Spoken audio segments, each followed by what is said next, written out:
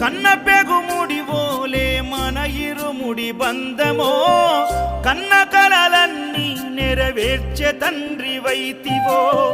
రెప్పచాటు కన్నీళ్ళే కష్టాలను మోసెరో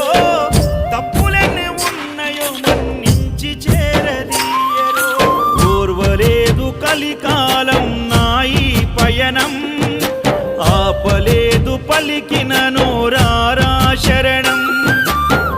కాళ్ళు కాలిపోయినా సీమునెత్తురొచ్చినా